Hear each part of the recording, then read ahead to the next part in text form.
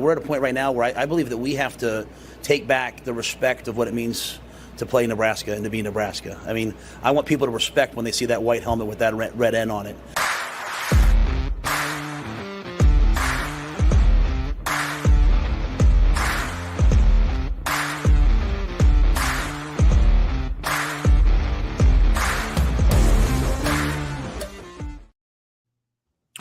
Hello, folks, and welcome back to another episode of Generation Red, the kettle corn of Husker fan podcast, where we try to be sweet, but at times we get salty. I am your host, Ken. And I am your other host, Scott. And we're hanging out tonight using different mics. We're trying something new. Hopefully this comes across to you sounding decent. Let us know in the comments if you like the way this sounds with us using these headset mics. And even if you don't let us know that, though. We can't handle negative criticism. Anyway, we're here tonight to talk about Matt Rhule's time at the Big Ten press conference or Big Ten Media Days in Indianapolis this past week. I know you've probably heard it from every other media outlet in the world that covers Husker football, but we're unique. We're a father and son, and we come at things from two uniquely different points of view. So we're going to play some clips of audio or clips of video for you tonight, and then discuss them afterward. And hopefully we come up with some insights that maybe you haven't heard yet from others. But before we get to that, we are a very proud member of the Husker Sports Network, or Hurrdat Sports Network. Wow.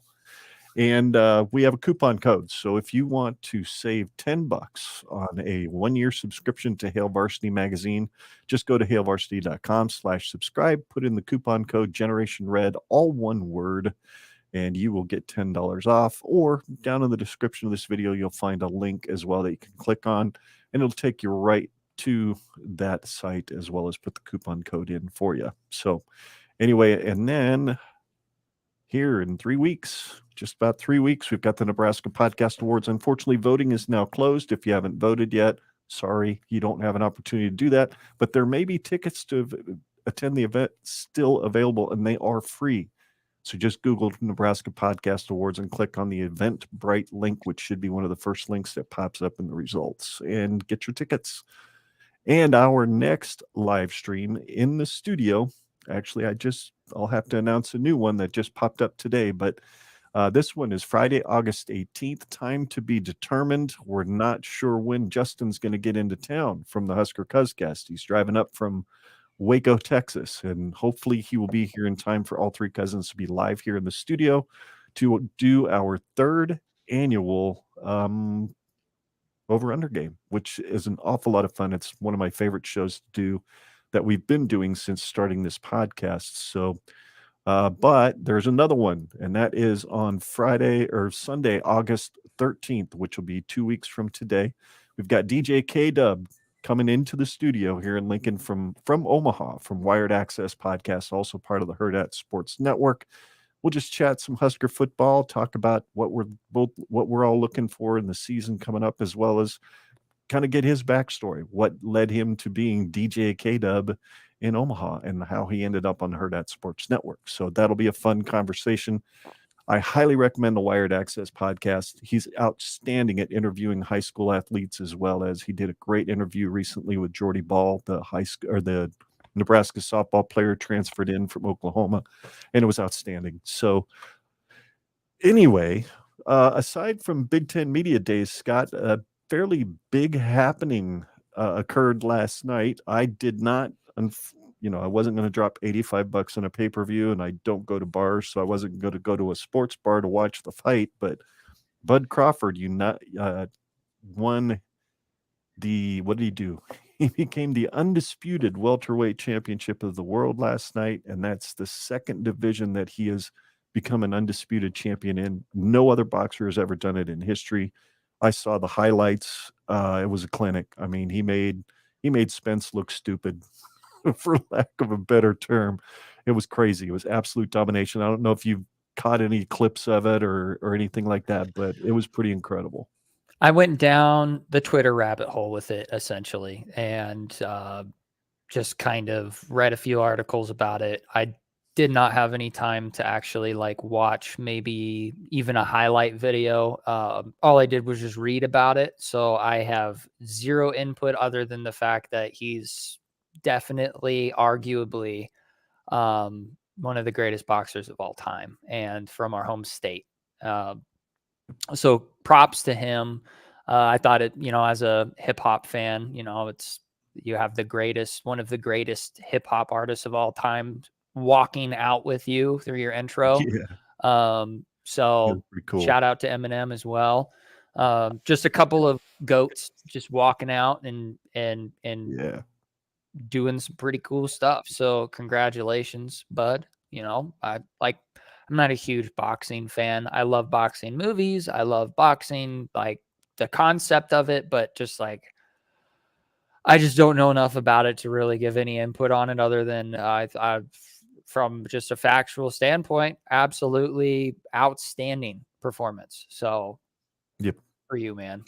Yeah, absolutely. It was really cool to see the highlights and to see and I watched some I went down the YouTube rabbit hole. You went down Twitter, I went down YouTube. There was a bunch of like retired boxers that weighed in on it at the end in little 2-minute clips, and they were all like, we just couldn't believe what he did. That was an absolute clinic. So another story that popped up shortly after Big Ten Media Days was the story, of course, of tight ends, former now Husker tight ends coach Bob Wager, or Wagger, or I don't know how you pronounce his name, made a bad wager, if you will, on a DUI charge, blew a .15 or over .15, so he resigned from the football team. Something tells me he didn't have a choice in the matter. I don't know if he resigned on his own volition or he was just said, nope, you're done. You can either leave on your terms or ours, and ours won't be kind. So I don't know. The one question that kind of hit my mind was, is that something, with all the stuff that had come out about Pat Fitzgerald in the last couple of weeks, as well as the supposed non-story about some toxic culture in the Minnesota locker room, was this something that, since it happened on Wednesday or early Thursday, is that something that should have been brought up at media days, or do you think they were wise to keep that kind of negative PR out of the spotlight at media days? I think they were probably just wiser Yeah. for it. I mean, there's word gets around, but sometimes it doesn't.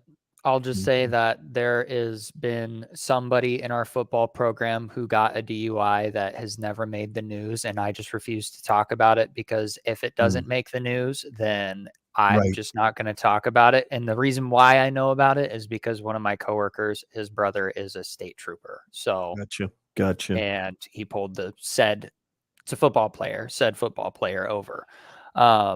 Haven't seen anything about it, but I think that they can keep certain things hush hush. But when it comes to a coach, it's really only a matter of time before the lid blows off on that. So I think it's actually a miracle that they managed to keep it under wraps up until after media days kind of concluded. Yep. But my overall take is that I think it's kind of like you could sweep it under the rug if you wanted to. I'm sure that there are other administrations that we've had in the past that could have easily done it. And I'm sure that there are other administrations in the past that would have just cut their ties immediately. But I think no matter which way you look at this, I think it was the wise decision to just, I would say it was a forced resignation, like you alluded Yeah, to. I It's think so kind of too. like you either do it on your own terms or it's on our terms, and you're not going to like the latter. So I think Mhm. it is indication. I keep seeing all these opinions about it that are all pretty much in line with the idea that it's just proof that there's a tight run ship and that there's accountability and that there's zero tolerance for degenerate Mhm. behaviors, all the way up to the coaching staff. So, I mean, he was a new coach. I mean, you could have easily given him a slap on the wrist if you wanted to, but I don't think Matt Rhule flies like that. So No, neither do I. I I think it was a litmus test, and I think they passed it. Obviously, like I said, there was a Mhm. player who got a DUI, um, and I haven't heard anything about it. So I'm sure that there was some disciplinary action that went on with that. Maybe a suspension that we'll find out about before the season starts, but Never know. Yeah. We'll never know. Or maybe we will. I don't know. But I liked the way that the university handled it. Yeah, I'm kind of in the same boat. I think it was smart to keep it out of the media's eyes and away from everybody, just so that the first time at media days wouldn't have this quote unquote scandal over top of it. To me, it's like, guy made a mistake. He drove drunk. He's all indications it's never been an issue with him before. But Rhule is obviously not going to take any shenanigans. And let's be honest, we know about a former coach a couple of coaching regimes ago who got a few DUIs while he was coaching here. And he was a really good recruiter, and they kind of let it slide. So I think taking that hard line, making sure the players understand, hey, this is the line, don't cross it. I think it's pretty good. Especially for the guys that are leading. I think it's I look at it like this. If you get a DUI, it's not the first time and it's not the last time you've driven drunk.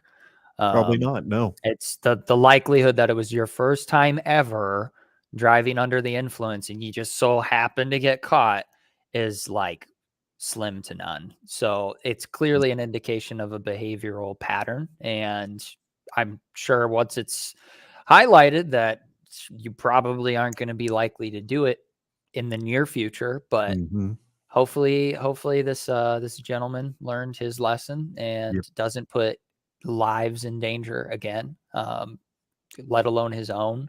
But it's just one of those. I think it's just one of those things that you can't really turn a blind eye to, because it's just it's an integrity thing. And it's like, if you're good, I mean, Rhule has preached about it before, we want you to be the same person on the field as you are off the field, and vice versa. And so what you do when you're not on the field, or what you do when you're not in your office, is as much of an indicator of how good of a coach or a player you are when you aren't at work or aren't playing the game. So I like it, but it is just unfortunate. It is. I was bummed, especially for all of our tight ends. I mean, I'm sure they just built a relationship with the guy and were ready to play their hearts out for him. And now, what is it? A special teams coach that is guy that was a special teams analyst. Yeah, but he coached tight ends at SMU, if I read his resume correctly. Yes, that's what it was. So he's experienced with coaching that particular position in college. So that's a good thing. So enough of that unfun stuff. Let's get to the fun stuff. Let's start off. I've got 10 clips of audio or video from Coach Rhule when he was interviewed up on the main stage at Big Ten Media Days. There were a few other sessions in which he talked to like Hail Varsity on the radio and on StreamYard and all that stuff. I didn't get any of that video.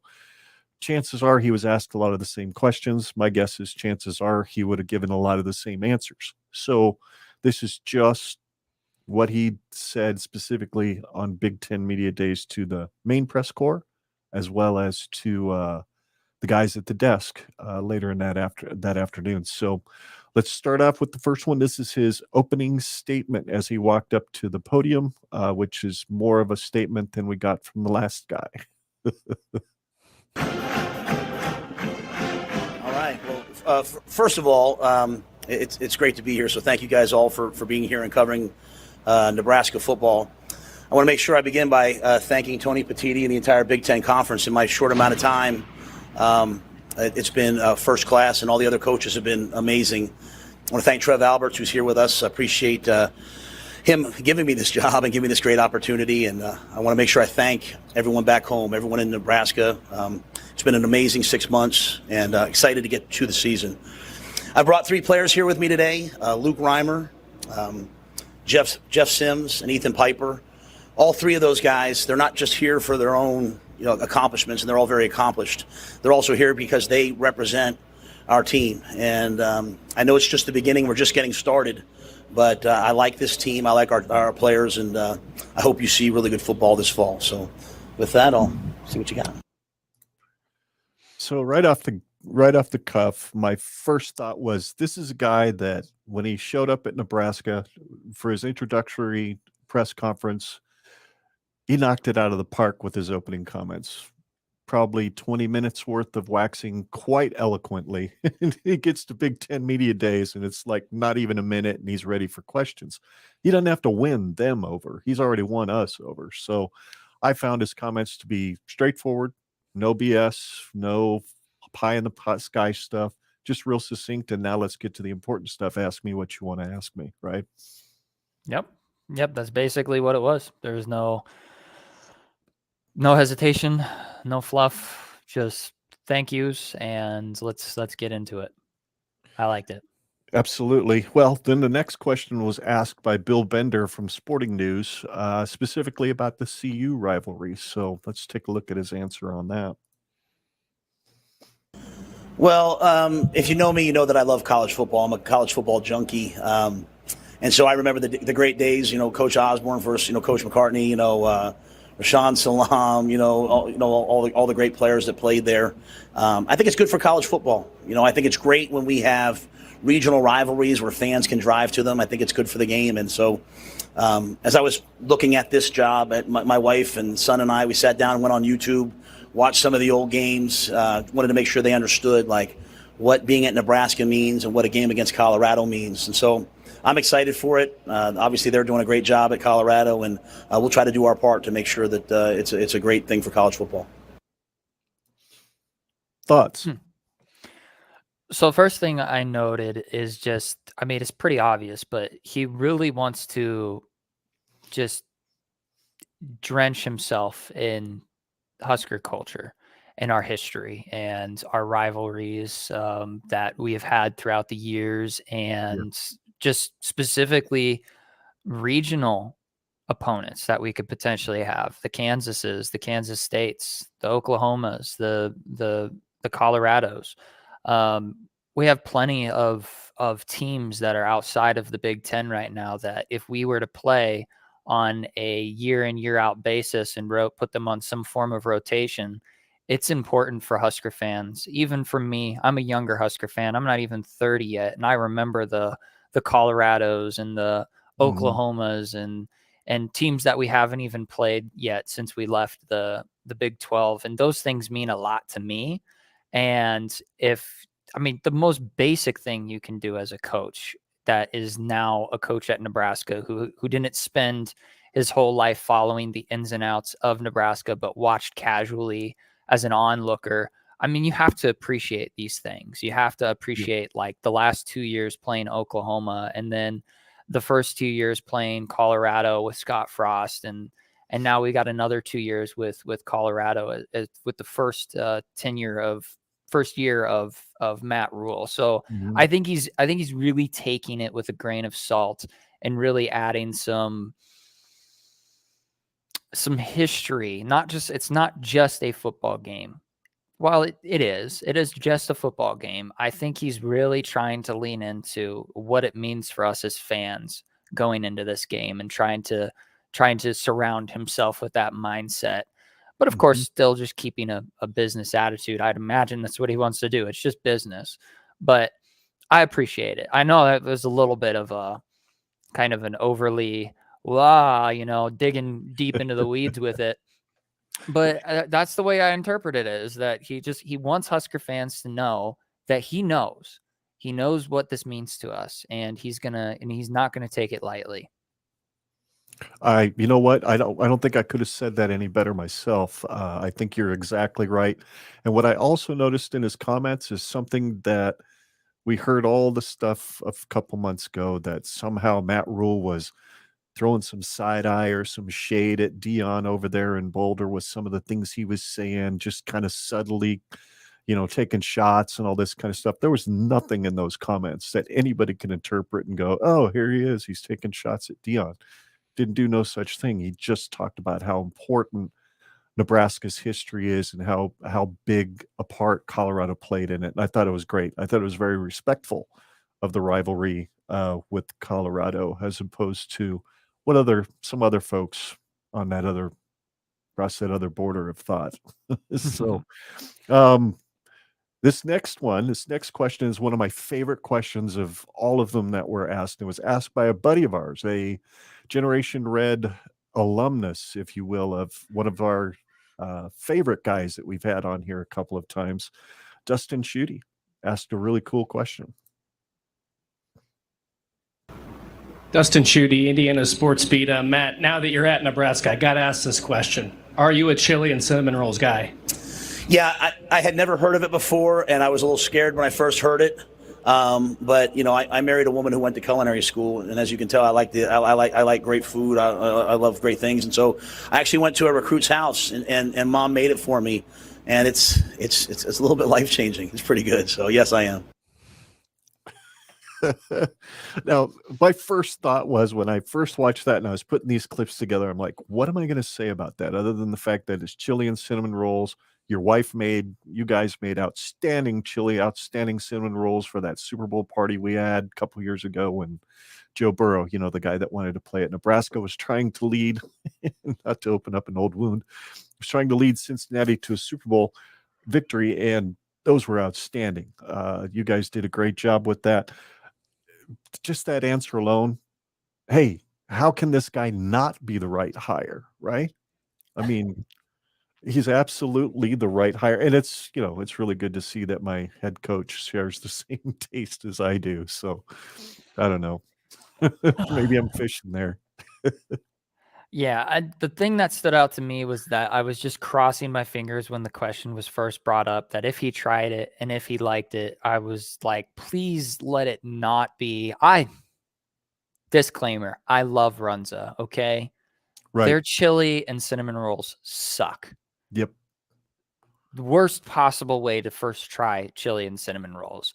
Just not that great. Like you would be better off just going and getting Cinnabon, which is great, and getting a can of canned chili and just slapping that on top of it or dipping it in there.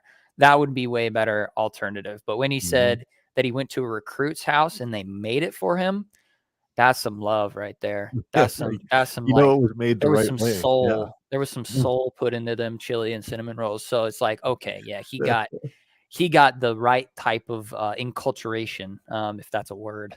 Yes, he did. Absolutely. But yeah, no, I thought that was pretty funny. It was like a good way to kind of lighten the mood and set a tone for the rest of the press conference of kind of just like, hey, you know, you haven't proved yourself yet, so there's no really any reason to bust your nuts for all these questions. And he didn't shoot himself in the foot at any point throughout the press conference. So asking a nice lighthearted question, I think just kind of like brought it all together when it was all said and done.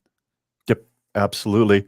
Well, the next question came from Steve Merrick from Inside Nebraska. He was asking specifically, what's the one thing that Nebraska has to do this year to get it right, to return to their winning ways? And this is where I think Matt Rhule made the comment, the home run grand slam to dead center field when he said this.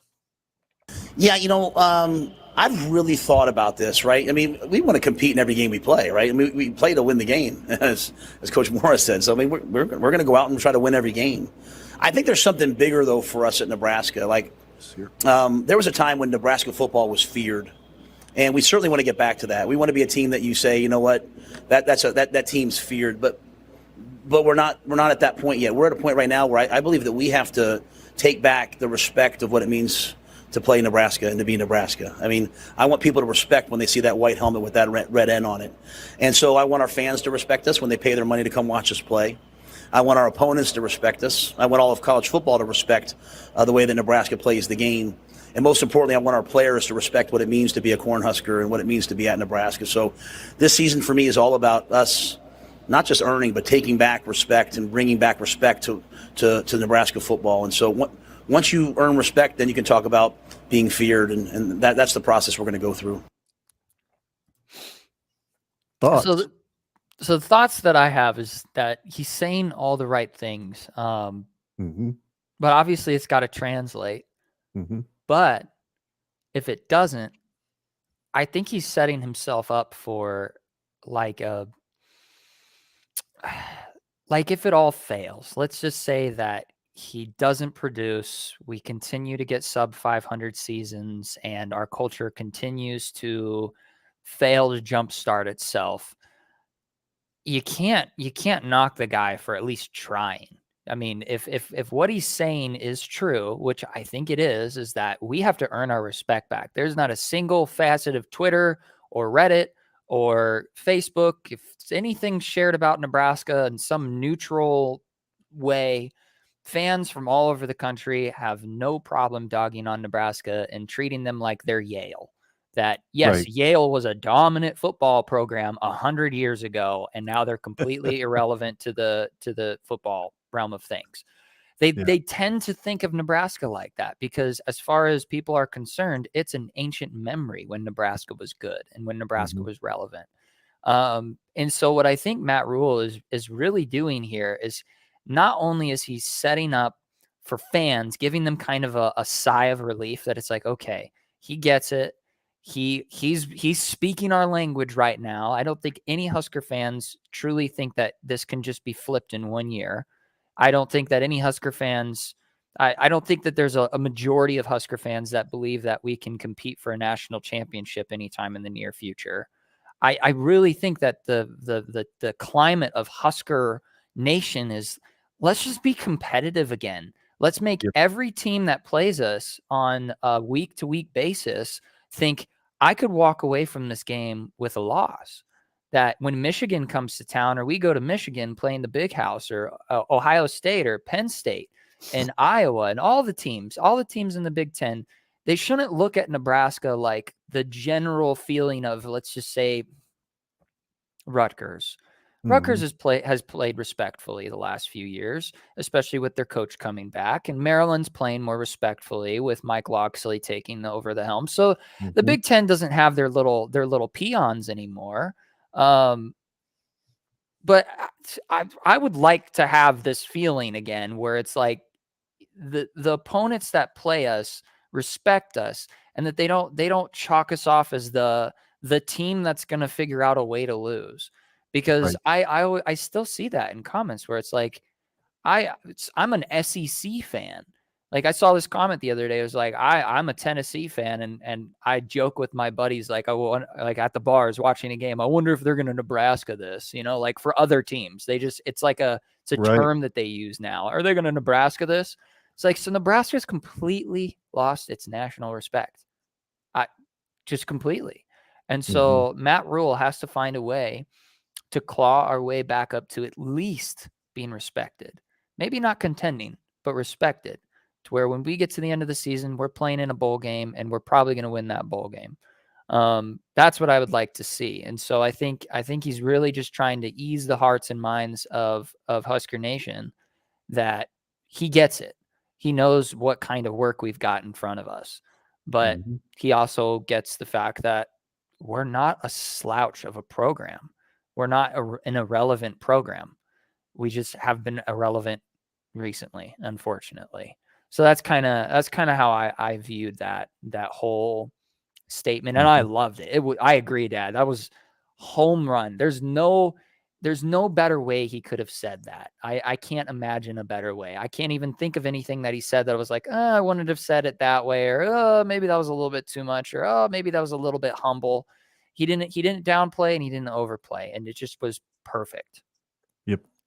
There was no, well, they better get us now, because come year 2, we're going to be taking care of business. There was no, we hope that the Big Ten has to adjust for us. There was none of that bravado. This was just a guy being honest about the state of his program and saying, we have to earn the respect that we have lost. He understands exactly where this program is within the college football landscape. We're not respected or feared, and nobody's intimidated to come play in Memorial Stadium anymore. And, ask Georgia Southern, they had no issue. So I think he understands more than anything that not only is this what Nebraska fans like to hear, but this is what his team needs to hear. They need to hear, you got to go out there and earn that respect. Go out there and smack that dude in the face mask 70 times in this game. Make sure he remembers that he played against you. That's where we need to get back to. And I think this is more than talk. I think this is a guy that's exactly the way he lives his life. He wants to be respected for how he lives, away from the field and how he coaches on it. And I think he's going to demand nothing but the exact same thing from his players. To move on, that was, gosh, I loved that comment. This one is interesting too. Oliver Vandervoort from Husker Corner asked about the difference in preparation that he's doing now that he's come back to college football, and specifically to Nebraska and the Big Ten, versus when he coached at Temple and Baylor. And this is his response. It's pretty cool. Yeah, I think I've been very blessed that Coach Osborne has been willing to share some things with me. We have a little bit larger roster than I've had at other places I've been. And so really practicing in the ways that Coach Devaney, Coach Osborne, Coach Solich did for 42 years of really dominance, having multiple stations, multiple drills going on, a lot like we practiced at Penn State. But I hadn't done that for many years, and getting back to it this spring has been really good for us. So I think that's maybe not about the Big Ten. It's just more about being at Nebraska. I'd be a fool if I didn't ask Coach Osborne what the blueprint is. And he's been, he doesn't talk about plays. He talks about the way they practice first and foremost. And then, I've evolved, being in the NFL, being at different places. This is my 4th head coaching job. I tried to be really intentional taking this job about how am I going to do it. So, and I say I've got great coaches, and they bring a lot to the table, a lot of ideas. And we're going to try to put it together as best we can. That's the sound of a guy who's comfortable in his own skin and understands that there's not just one specific rule print, if you will, to how to get a program turned back around. He's turned 2 different programs around in college football. We all know about Temple and Baylor, but he did it differently in both places. Temple was more power football because he was like, I'm in the AAC. They all run the spread. Let's throw an offense at them that they're not used to seeing. Then he gets to the Big 12 and is like, well, we don't have a lot of big dudes that want to come play at Baylor. We've got to kind of go with what we've got. So let's stick with the spread. Let's go back to the no huddle and play efficient football. And then what he ended up doing was running a really good 3-3-5 defense. That was one of the best in the Big 12 for a couple of years there. So he understands what he needs to do depending on where he's at. And I think being from the Big Ten originally as a walk-on at Penn State, he understands the physicality of the league. And I think leaning on Tom Osborne, leaning on Frank Solich, leaning on all the pass, he understands how important the pass was, how important doing things the way that they were done that made Nebraska so dominant for so long is something he needs to bring into the 21st century. Don't copy it, but just bring it here and revamp it and make it work for today's player. I don't know. That's what I got out of those comments. I think you couldn't have said that any better. Because that's basically kind of how I'm interpreting what he's trying to convey to us, is that he's trying to get a hybrid fusion of everything that he knows thus far, what he knows he needs to know for the evolution of college football, and everything that he, on top of everything he needs to know for the Big Ten specifically, and then just to sprinkle in there some historical trends of the past with what our program has been successful with in the past. Not to say that it'll be successful running exactly the way it did in the 90s, because I don't think that's possible. But you take little essences of it. You take the soul from the 90s and you rebrand it for, the 2020s. So that's kind of how I viewed it. Whether or not he can be successful with it, obviously, I'm going to keep saying this until kickoff and the season starts to get about halfway through. What are we going to actually see? Are we going to see just the small things? Because that's what I'm going to be looking for when he's talking about things like he just did. What I see that is him saying, we've just got to do the smallest things possible and get those right first, and everything else will just come with time. So yeah, but I think you said it perfectly. That's all I can really add on to that. That was good. I appreciate that. Thank you.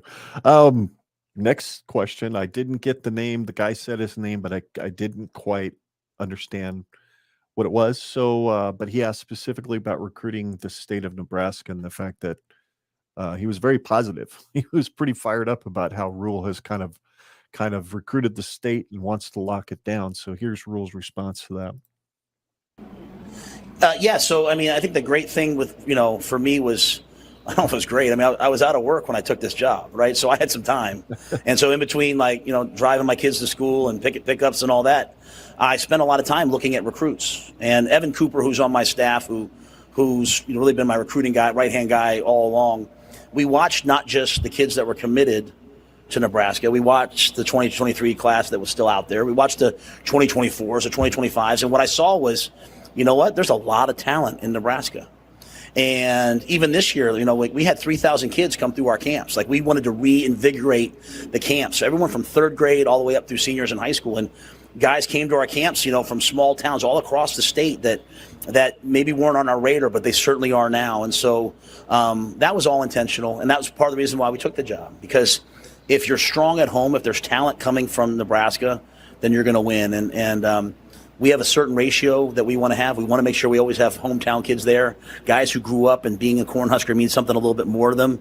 That's really, really important to me. And so to keep that talent home was good.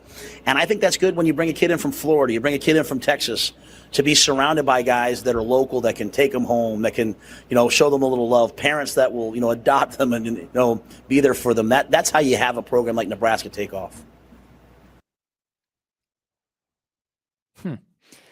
I think one of the most underrated parts of Nebraska that I think the nation is starting to catch on to is that there are some gems in Nebraska, hidden gems, athlete-wise, for football, obviously volleyball, baseball, softball. Nebraska is a sports state, and most people don't realize that. And it's been an absolute travesty that in the last decade, we have fallen short as a program recruiting hard on our in-state kids. And Matt Rhule said it himself. He's like, there's some talent here, and we can't let that go. Watching Zane Flores go to Oklahoma State just is so mind-boggling because he's an absolute talent, and I think he's going to be successful over there. We can't lose guys like that. And the fact that he's locked down, 8 of the top 10 recruits in our state, 7, 8 of them, that is more than sufficient. I would love to get 10 out of 10. That'd be great. But sometimes programs just don't, or like systems just don't line up with what talents recruits have. So you can't win them all. But what he has done has been phenomenal. Now, I think what the comment or the reporter was kind of implying, and hopefully people understand, is yes, in the whole Frost era, we have had top 25 classes. We are having another top 25 class. So from a ranking standpoint, there's not much of a difference between other recruiting classes and this one. The difference is that the in-state talent, we're locking down more, and I think that overall average, we are actually better than Frost had ever recruited. We've gone up like 5 spaces because I think that was the best recruiting class Frost had. Was it top 20? Like 20, 19, something like that? Oh, you're muted. My bad. What was it? I think it was 20 or 21, somewhere in there. Yeah. Was the class. Yeah. And across all the rankings, we're ranked as good as, 15, 16, all the way up to 2021. So obviously they rank things a little bit differently than in times past, but when it comes to the quality versus quantity aspect, yes, we've got a pretty big recruiting class, but I think that you look at those guys and you look at the history of Matt Rhule, he's a developer. He doesn't need stars behind names. And the fact that he's gotten plenty of guys with stars behind their names, you could look at it either way. You could look at it and go, uh-oh, is he just picking up a bunch of, high star recruits that, maybe other programs weren't as interested in them as maybe we had thought, and he just so happened to pick them up? Or if you want to be, a little bit pessimistic about it, or optimistic and say, No, these guys want to be developed into 5-star players. Mhm. And they know the track record of Matt Rhule at Temple and especially at Baylor, putting dudes into the NFL. I mean, Mhm. oh, it's pretty impressive what he's done. It's pretty Yeah. impressive because just I don't want to relive the trauma of the Frost transition to Mickey Joseph transition to Yeah. Rhule. It I hurt. mean, It was painful. we were a plane crash. Nobody Yeah. wants to hop on board on a plane that's crashing. So the fact that he was able to get, I wasn't expecting even a top 25 class this recruiting cycle. I was seriously expecting, okay, we're going to be in the 35s, 45s, something like that. Maybe Mhm. a few 4-stars, but mostly mid to low range 3-stars, maybe a high range 3-star, whatever. I was not expecting a top 25 class. The fact that he's done that is Yep. just, yes, that's what's impressive. The context of that. I don't know how he did it, but he did. Yeah, he's pretty amazing. The fact that his opening comment there when he was answering the question, what really grabbed my ear right away was as soon as he was thinking that this was going to be a job possibility, he was already looking at recruits. He was recruiting before he was even allowed to recruit, watching tape, figuring out who the good players were for 23, 24, and 25. And 3,000 kids from Nebraska at a camp. That's pretty cool. From what I understand, there's a pretty good chunk of them were fullbacks too, specifically at a fullback camp too. So that's pretty awesome. Yeah, I think the dude is serious about the state. He's way more serious about the state than the guy that was here before him. So I think that's pretty awesome. The next question was weird. I don't know if you remember it. It was Yeah. some gal. She never introduced herself or where she was from. Sounded like she was from Wisconsin. And it was this rambling, weird It question was a that statement more than it was a question. yeah, and I didn't include it because I'm like, why? If you want to see it, you can find it. Big Ten Network has her YouTube channel. You'll find it. But it was weird, and she was kind of relating a school shooting or something, or a parade shooting that happened in Kenosha, and then that the fact that Nebraska was playing Wisconsin and they all prayed at midfield or something as a Like result, or 24 hours beforehand or before. whatever. And it It just was seemed very like odd. listening to Something about Jim. culture. Yeah, Something about, I mean, she was like going all the way around the bus to get to yeah. the question of like Just culture. like, yeah, well, yeah, culture. What are you going to just do to say that. maintain a good culture? Yeah, so, but this is a Rhule being who he is, probably looking at a question that was kind of like, okay, whatever. He just absolutely had no issue with answering it well. I was going to say, before you play the clip, it's like, if you want to know a guy who knows how to answer questions that make your brain turn into mashed potatoes, this is how you do it. It's like, Yeah. I was amazed. I was like, when it was all said and done, I was like, where do you begin to dissect this not question and come up Yeah. with like an answer? So yeah, you play the clip. It's This is actually such a pretty great impressive. answer to a question that really wasn't a question that you're not sure what the question was. So here you go. Well, I think our program, our entire program, is built on really one purpose. We have a mission that we want to be the best team in college football and the best program in college football and the way that we do everything.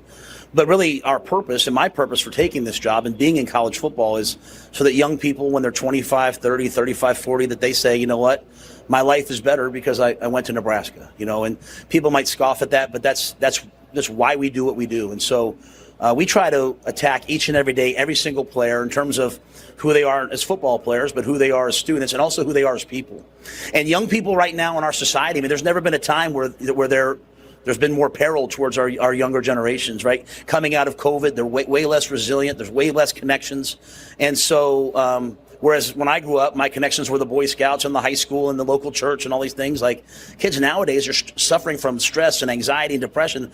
And a lot of it people believe is because they don't have those connections. A lot of kids are just connected to their phones. And so our program, if you watch it, like we're out in the community all the time. And Gus Felder, our player development guy, does a tremendous job. And we're impacting the community because I want us to have connections to each other, connections to the community.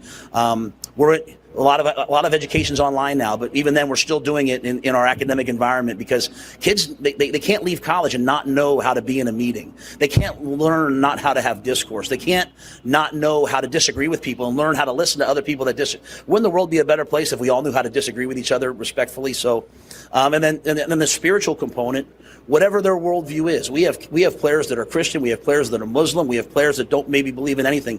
Whatever their worldview is, we're there to walk them through that. We're there to be there for them, because who they are as people is way more important than who they are as players. And that might not be popular, and we all want to talk about transfer portals and NIL and all that stuff. That's cool. This group of kids is going to wake up in 10 years, and all that'll be gone, and who they are as people will matter. So that's kind of our purpose, and I appreciate the question. What a class act, especially right at the end. I appreciate the question, even though I didn't know what the hell the question was. For all intents and purposes, the fact that he acknowledged it and said, I appreciate the question, that just speaks volumes to the kind of person Matt Rhule is. And as he was answering the question, the type of people he wants to develop in his program, that's beyond just winning on the field. He wants them to win at life more than anything. And I know it sounds like a cliche, but I truly believe that this guy actually lives that on a day-to-day basis. One of the things that it's seriously the smallest thing, but one of the things I appreciated as like what would it be, like a psychology nerd, is that when he was tying it all together, he was talking about seriously like cultural problems, which is a very divisive subject to bring up. Because everybody has their interpretations of the most, troubling issues of generations to come and generations that are.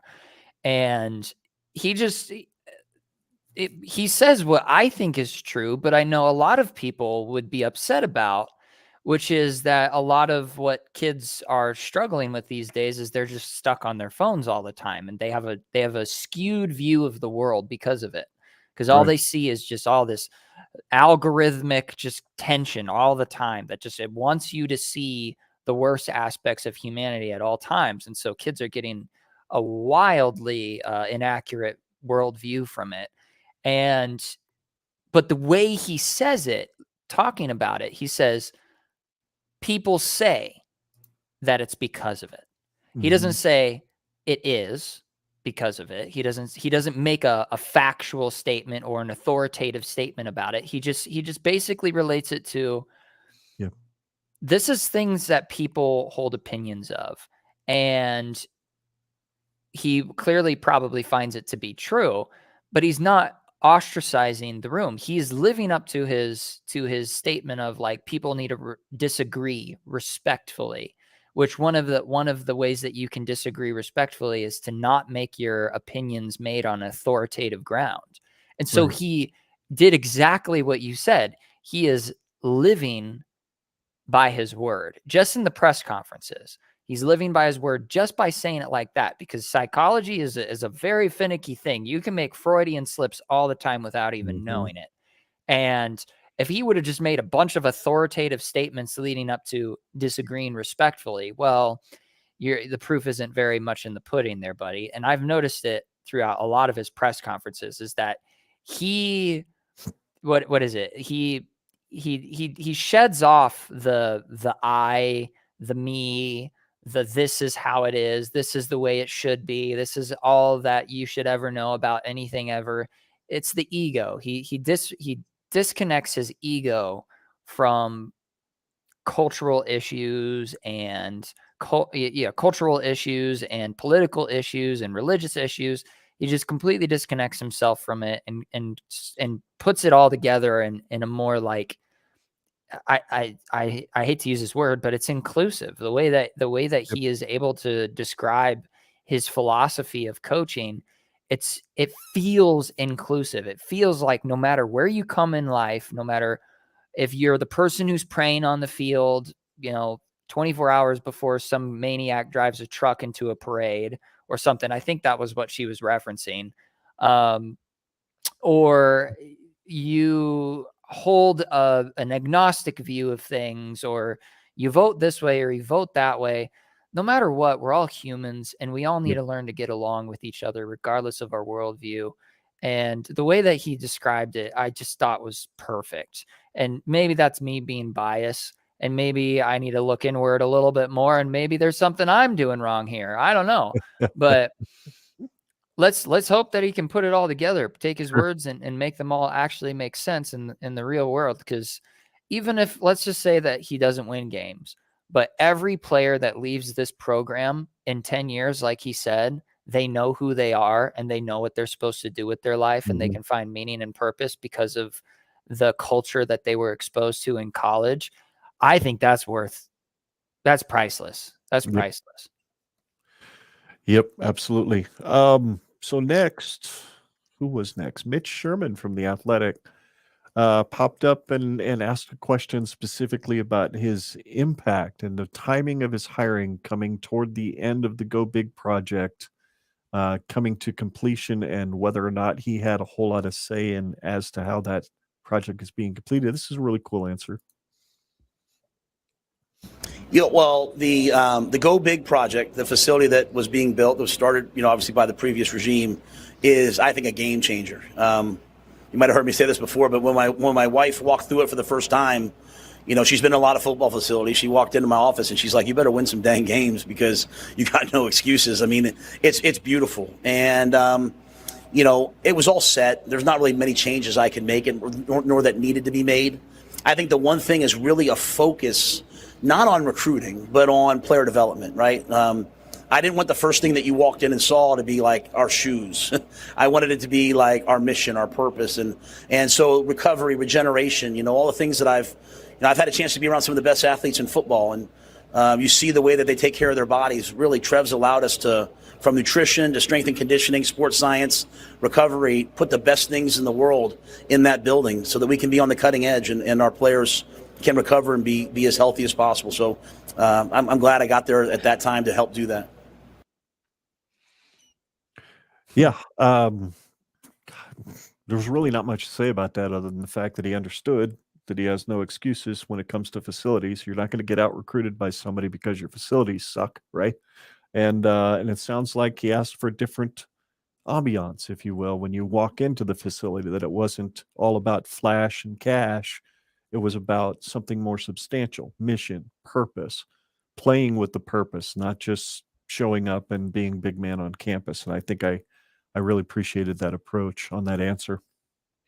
Yeah, from what I've been hearing, I know people hold certain opinions about chiropractors, that it's like a pseudoscience or whatever. But my opinion on it is that, yes, there's a lot of pseudo doctors that are chiropractors, that they're just there to make you think that all of your problems can be fixed in the chiropractic office. But in all reality, it requires a lot of like remedial stretching and things you do at home and lifestyle changes that you make that help you recover your body. Right. And my chiropractor, he actually works with the athletic department and with the strength and conditioning with Campbell. He's actually his neighbor. And Cool. One of the things that he has highlighted that he's noticed in this program versus the previous regime that was here is that they are very, very in tune with recovery and proper nutrition. I mean, obviously the nutrition aspect that was perfectly fine. They didn't really have nutrition problems before. I'm going to include it, but recovery, conditioning, things that our players need to do on their own time, the things that a lot of us, when we go to the doctor and they tell you go home and, ice it and heat compress it and do it every this amount of time. And, make sure you're stretching in the morning and in the evening and all this stuff. I think that this coaching staff is really, really pushing for that kind of culture, because if there's anything that we've noticed in the last 4 years is injuries. We have guys going out on injuries all the dang time. And it just seems like it seems like it's going at a higher rate than the average in the Big Ten, say. And I think a lot of that had to do with we had all of the right equipment. We had all of the right things, but there was no culture that Yeah, pushed for excellence outside of those walls. And we also didn't have the right brains in the building to implement those things to the sure. most efficient way that they possibly could. And so hearing Rhule talk about like, yeah, it looks great, but how are we going to use it? Are we going Yep, to use it purposefully and with meaning? And so I think that's basically what he's getting at, is that they're going to try and do sure. that. And according to my chiropractor, he says Yep. that they're going about it. They're doing things in an entirely different way and in the right way that he remembers going to school being taught about. So Yep. we will see. Pretty cool Moonbot there. That question, that comment I put up there, that references the grass practice fields Oh, that are being yes. put in. Um, there's a really cool interview. I highly recommend anybody that is not subscribed to or hasn't found the Herd at Sports YouTube channel, go find it. There's an hour long interview that Damon Benning did with Matt Rhule, and he talks specifically about the grass practice fields, about all the research that he did into all the knee injuries that Nebraska's experienced over the last 20 years, just trying to figure out what could we have done different? How do we work these kids in such a way where they don't get hurt, give them the best surface that they can play on. He talks specifically about it's like coming out of when you're running a sprint and you decelerate. We're teaching them a different way to decelerate so that puts the minimal stress on their knees. Just all that stuff. I mean, he's so into the Mm. details that I'm not surprised that he walked into the facility and went, "Yeah, we don't need shoes and uniforms and all that crap in here. We need utility stuff. We just need utility stuff. How we're going to use this and show these kids what they're going to be using when they come here, as opposed to all the flash and cash." Next up was Erin Sorensen from Hale Varsity, one of my favorites. As He's great. usual, or she asked specifically about him wanting to coach in the Big Ten.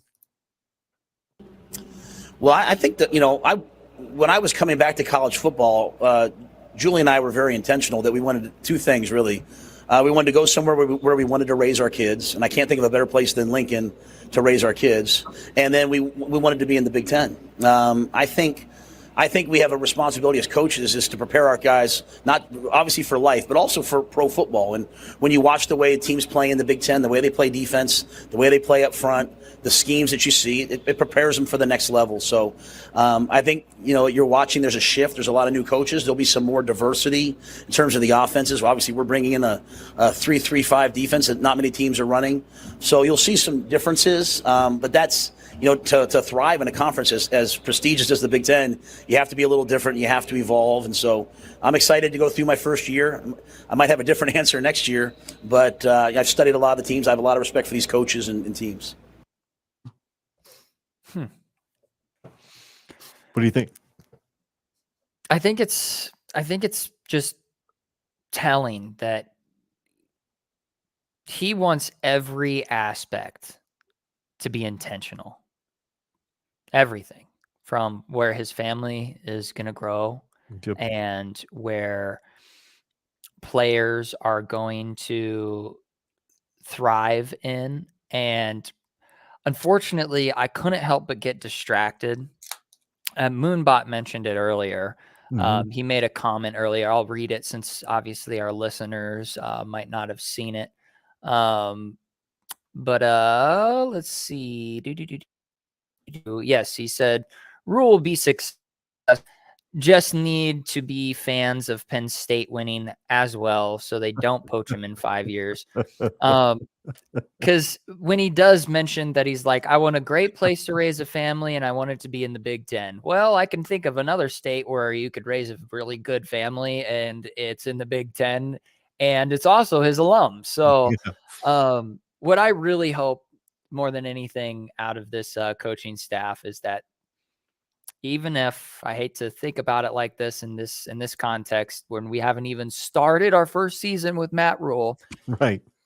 if he can at least create a better foundation for our program moving forward, if let's say Franklin in 5 years decides that he's not a good fit for Penn State anymore and Rhule wants to go to his alum, at the very least, I hope that he changes our culture and he puts us back in a respectable place in the Big Ten. And then when we play Penn State, that he doesn't like just completely embarrass us. That was pretty much the the part that I just couldn't get out of my mind when it was said, because that's honestly one of my biggest fears. Yeah, I me really would like to think that that Matt Rhule is the type of guy who's going to be like, he's going to be like a Tom Osborne or a Frank Solich, where they just, once they find their job, where they know they're in a very comfortable place and that they can win and win and win and win and win and win year in, year out, that he why would just you want to leave, stays. right? Why Yeah. would you want to leave? But I can tell you right now that if it were up to me, if I could have the same life that I have right now, but like copied and pasted over in Pennsylvania, I would love to live in Pennsylvania. It's a beautiful state. Yep. So I won't blame him if he leaves. I don't mean to be all like a Debbie Downer, just like swerve into a completely irrelevant topic, but that was the thought that I had. I was like, oh, great. Why do I have to be so pessimistic? Well, it's built into us. Pessimism has been bashed into us for 20 years. I just tend to look at it from a point of view of, well, if he goes, he goes. If he stays, he stays. He doesn't just develop players. He also develops coaches. Chances are somebody's going to pop up on this staff that's going to be an obvious head coaching candidate if he decides that his alma mater wants to hire him. I just don't see that happening. I just don't see James Franklin getting canned there and swapped out for Rhule. I just don't, unless Franklin resigns for something bigger, whatever that would be. Yeah, Penn State's So big. yeah, you Penn never State know. can win national championships. They just got to get a few things Yeah, squared away. absolutely. I think everybody's sleeping on Penn State this year. I think they could give, I don't know about Michigan, but I think they could give Ohio State a run for their money this season. Sam McEwen, Omaha World Herald. I loved his question. I thought it was extremely insightful on, attention to detail. What is the most important detail that has to be fixed right away? That to me, not letting people get ahead of themselves, that's the whole key. And I'll say it like, what I love about Nebraska is it's literally written on the side of the stadium day by day. Like, that's the key. Like, so we talk about 42 years. It wasn't that we ran the ball, ran option, or played this defense. It was this mindset from Coach Osborne, from Coach Devaney, from Coach Solich. Like, every little detail matters every single day. And so, like, we have to earn the right to even talk about playing Minnesota. Like, we have to go to training camp and we have to every single day be elite in every single area. So that is the whole core of what we try to do, is to block out all the noise and block out all our thoughts, and learn from the past, prepare for the future, but live in the present. And so that present focus is what will determine who we are. And, right now we have to deal with the fact that guys haven't won and they want to win. At some point, Sam, we're going to be winning, and we have to deal with the fact that, like, everyone's going to lose their mind and be happy all the time. Like, you're the same person whether you lost or won, if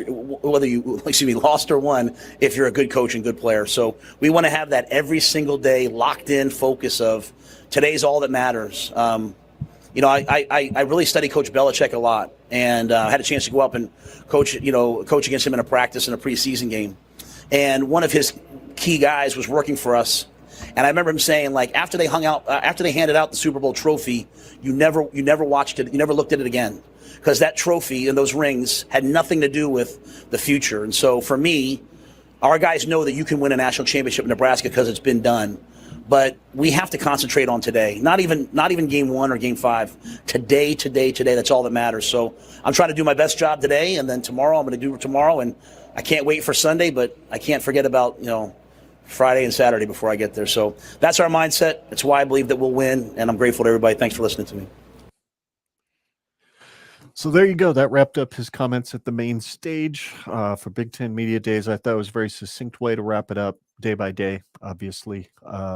I know we talked about it last time we streamed with Eric Francis from Hail Varsity, that you couldn't catch a Husker football coach without a day-by-day T-shirt on during the first couple of years of the Frost era.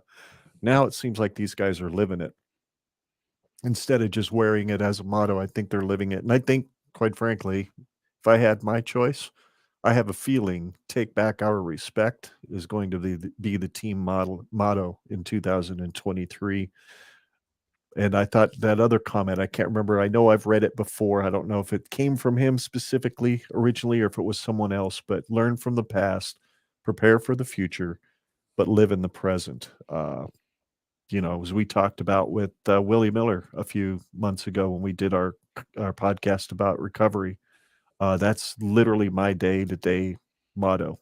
Learn from what I did in the past, prepare myself to stay sober and be a good man in the future, and absolutely live in the present. Don't get too far ahead of myself. So, Yeah, I think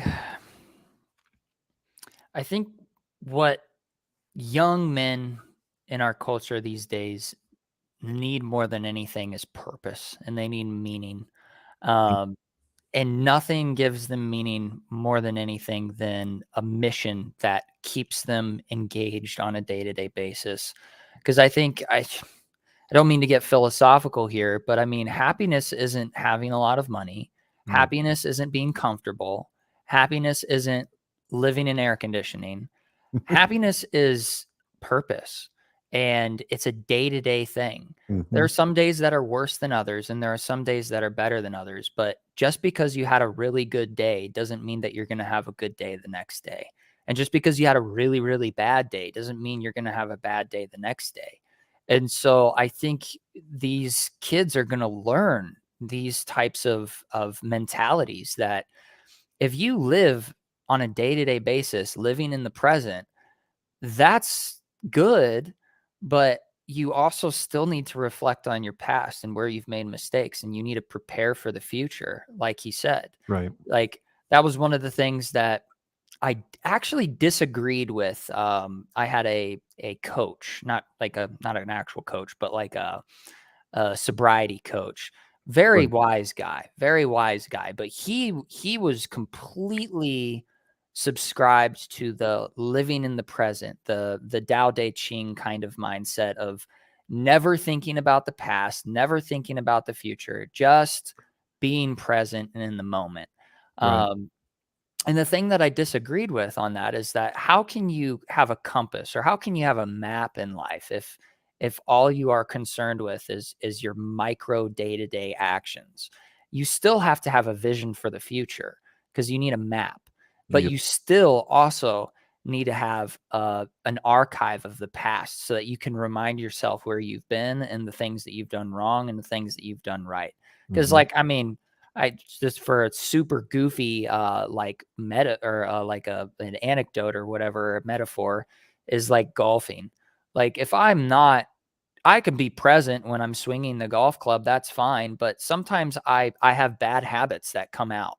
And Mm. unless I can remember a lesson that I was taught before and think about the past where somebody or something has taught me something in the past, I'm not going to grow.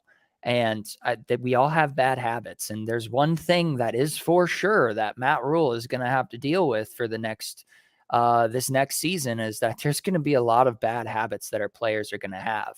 And if they can truly Mhm. live by the model of being present in the moment, learning from their past, and having a vision for their future, I think that those mistakes are going to weigh less on them Mm. because it's not something you should be concerned with. I think that what we've seen in the past is guys, they get stuck in their own damn heads Yep. so quickly and so easily because they see a mistake that they make right now as an indictment on their future, and it's not the case. It's not true. It's Right. something that Right. I think that young minds have to learn as they get older and as they get wiser. They need to learn from their mistakes, and those mistakes are valuable. They're okay. Um, Yep. you just have to learn from them. That's the hard part because Yeah. God, I mean, one thing that you and I, we've discussed this before is we're our own worst enemies sometimes. We make some really dumb decisions on a regular basis. It is like, I just made this dumb decision not too long ago, and I thought it was a dumb decision then. Why did I make it And then now? do it again. Yeah. Yeah. Um, Yeah. and so I think that's just a human experience. And if our coaches are truly wise, and I hope that they are, and if our Mhm. coaches are truly coaches, and I hope that they are. I think that our guys are in good hands. So that's really all I can say on that. It's so refreshing. It's so refreshing to not have. I mean, we had quite a contrast. I'll finish this up. We had quite a contrast of 3 coaches. We had Bo Pelini, who was just angry and upset all the time. And then we had Grandpa Riley, who was just sunshine and ice cream cones, just everything's fine, everything's great. And then you had Scott Frost, who was just kind of like, he just had a dip in his lip and didn't really say anything. Like, it's just, and when he did, it was always like the shittiest possible thing you could possibly say. And so it was like, Yep. you had the tale of 3 coaches, and then you have Matt Rhule, who, God, just, I hope that it translates on the field I because agree. he's saying all the right things. Mm-hmm. But we'll see. I'm very excited. I'm very, very excited to see this Thursday night kickoff with Minnesota and see how we play against a formidable Big Ten opponent.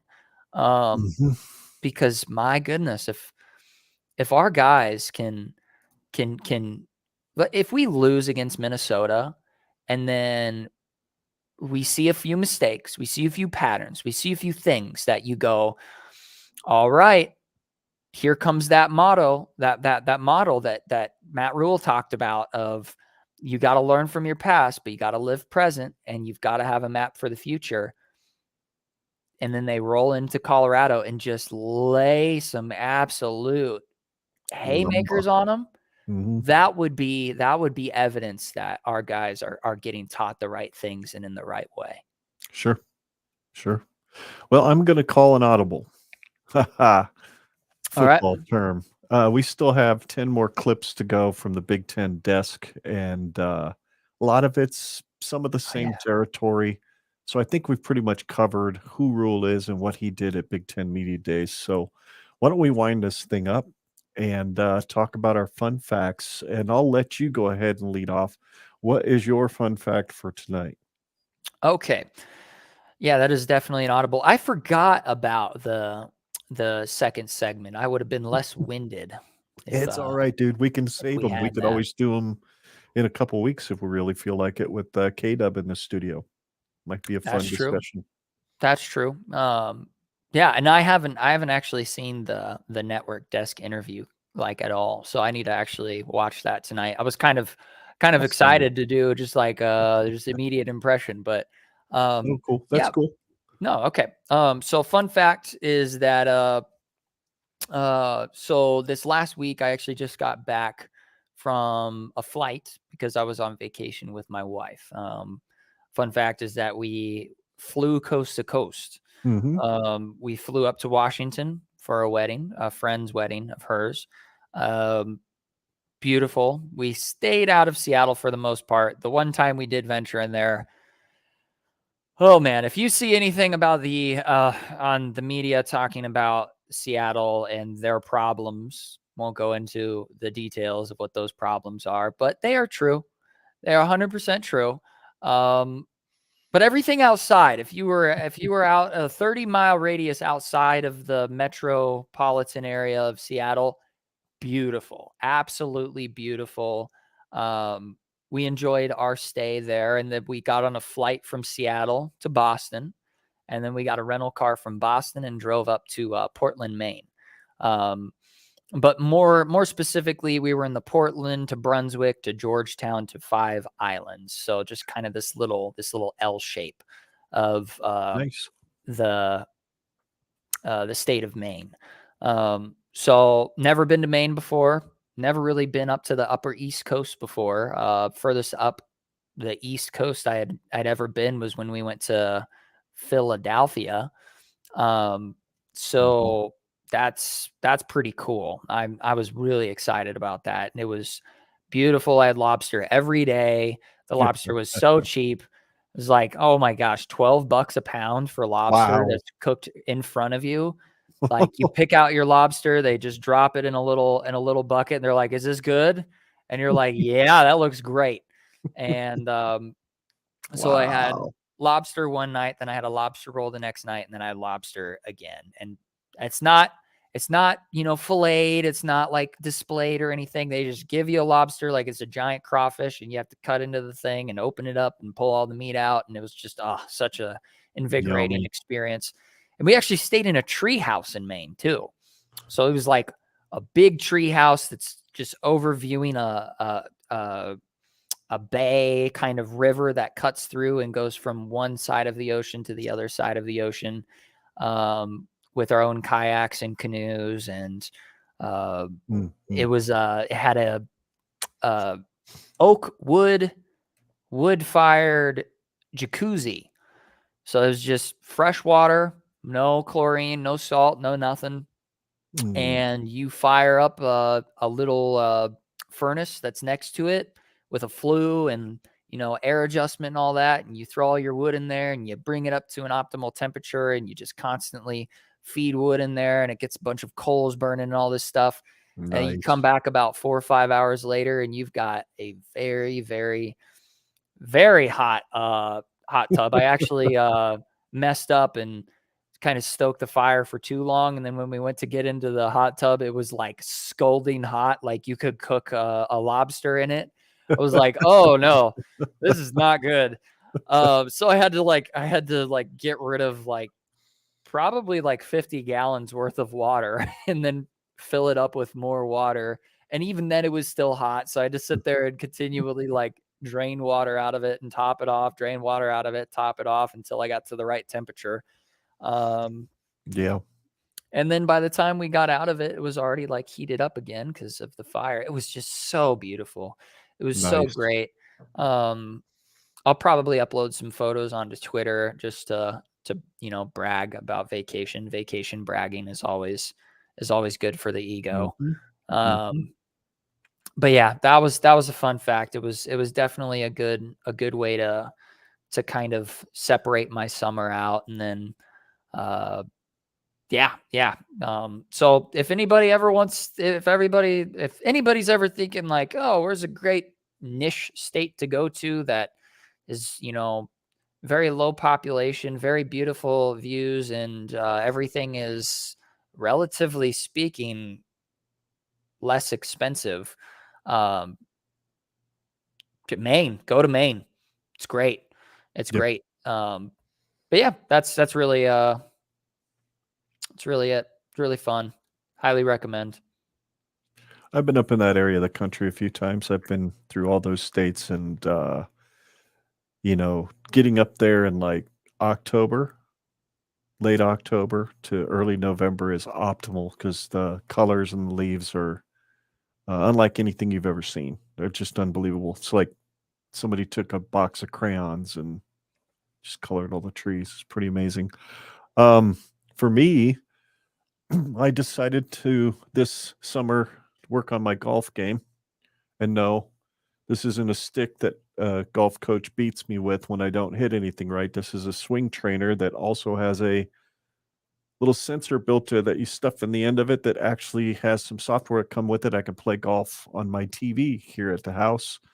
And it is quite accurate. When I first started messing with this thing, I can't hit a driver further than 200 yards. I just can't. And the way my swing was with this, it was exactly the same. Couldn't hit a driver more than 200 yards. I even popped this into the end of my driver and hit a couple of balls into a driving net that I recently bought, and it was the same thing. The reading came back, yeah, you hit that about 200 yards.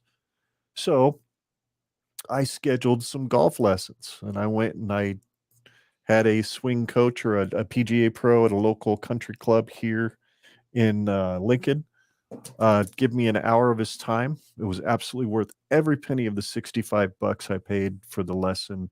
He completely started me from scratch, taught me how to grip the club, taught me how to swing, taught me how to turn the shoulders and release the club in such a way that you're hitting with your hands ahead of the ball instead of behind the ball. So instead of hitting 6 inches behind the ball like I do regularly with my irons, I was suddenly hitting them up in the air. And then I came home and I started playing with that swing stick again, and 25, 30 yards further on every single club that you can play around with in there. So pretty dang accurate. And for $250, it was absolutely worth every penny. So I'm looking forward to getting out and playing more. I've got another lesson on Tuesday when I'm hopefully going to actually get some instruction on swinging a driver differently than I do now. So kind of looking forward to that. Though I did try the techniques that he was showing me with the driver with this swing stick today, and I actually hit one 279 yards. Have no idea how I did it because I could never do it again. Maybe it just wasn't accurate that one time. And it was actually really 240 or whatever I was getting. So, but yeah, that's a lot of fun. I love golf. Absolutely love golf. Obviously, Moonbot does too. If you're ever in the Lincoln area, Moonbot, I have no idea where you're at. But if you're ever in our neck of the woods, we'd love to go play 9 with you at a local par 3 course that we play every Thursday. Scott and I do. So with that, I think we're pretty much wrapped this sucker up. Where I must say, we are wearing some very, very delicious swag right now. Yes.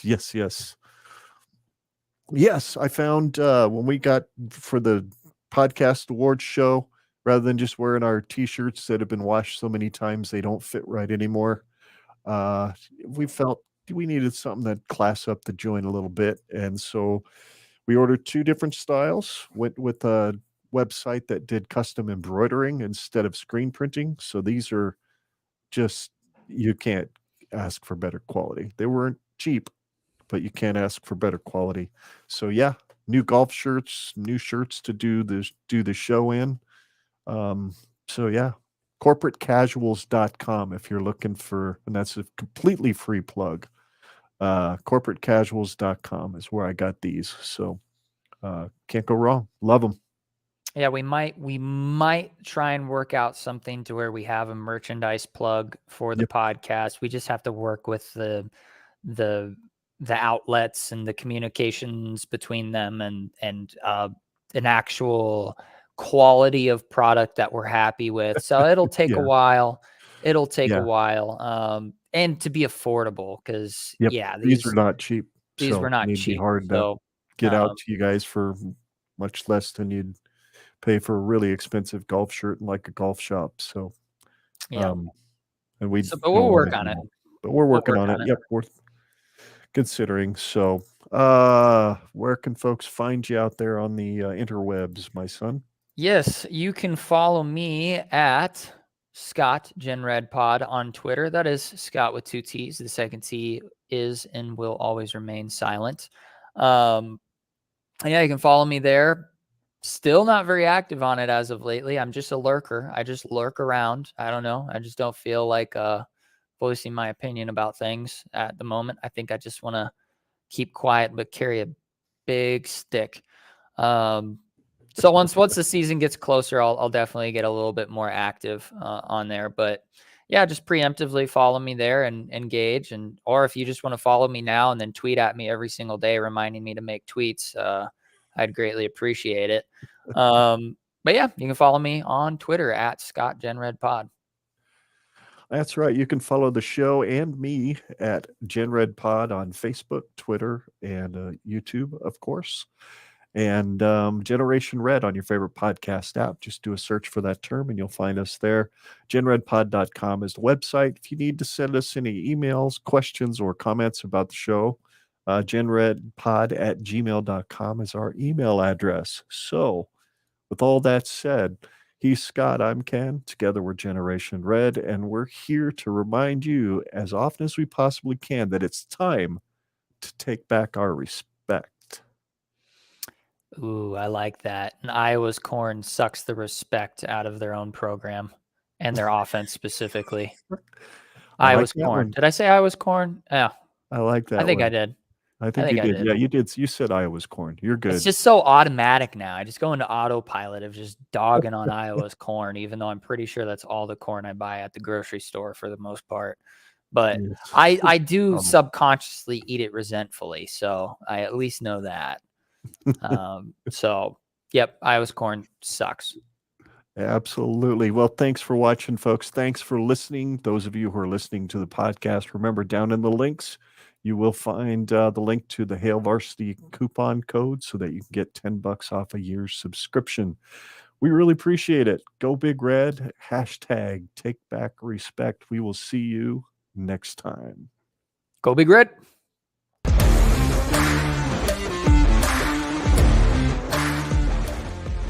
Hey, this is Matt Rhule here for all of Husker Nation with a pivotal question for Ethan Piper.